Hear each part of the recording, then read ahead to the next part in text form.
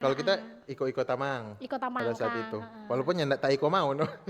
Karena Iya, pada ada karena kan ikut-ikutan. karena pada dasarnya kan itu orang tua yang sekolah. Karena Cuma kan tuh baku-baku bawa pada saat itu torang so baku janji dah. Oh iya mau SMP di sini Jo. SD di dekat rumah. Jadi oh iya udah iya. berkata, oh mari Jo orang baku bawa kalau nggak salah ada 5-6 orang. Kamnado Jo kata SMP. Baku Oh, bawa rumah biasanya SMP begitu. Spensa. Iya, kayaknya hampir sama lah kita dulu kalau mau ingat-ingat yang di masa lalu, Eits. dari SD ke SMP kayaknya dipilih disekolahkan di situ salah satu SMP yang ada di daerah Malang juga SMP Ah, ah, 8. ah. Halo ibu-ibu guru, bapak-bapak guru. Spendel DP nama SMP 8 karena DK ya. Oh, Bisa orang di yang mau pada akhirnya mau ikut-ikut tamang dan Iya. rupa orang dua pada akhirnya iko orang tua pe mau. Iya. Nyanda te ikut orang pe mau, nyanda te ikut orang pe taman-taman pe mau, tak ikut orang pe orang tua pe Iya, mau. betul Beda sekali. dengan pas lulus SMP.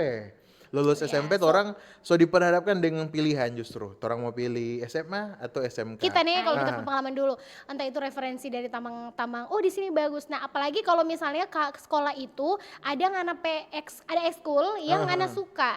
Kita ndak kepikiran sampai di situ, Dang. Kita ndak kepikiran mau pergi di kampus yang bisa dibilang oh DP metode belajar begini, Iya, oh DP kayak metode kuliah pembelajarannya begini, Kang. oh DP mata-mata kuliah begini nanti, oh kita kotek nanti DP sistem mau begini-begini, kita ndak Iya, begitu. apa Kita memang dang? Memang sepenuhnya menyerahkan kepada orang tua. Aduh cuma asli sih. cuma kan tuh orang tua tetap kasih pilihan. Ini mesti tahu penting sekali untuk memilih sekolah yang tepat.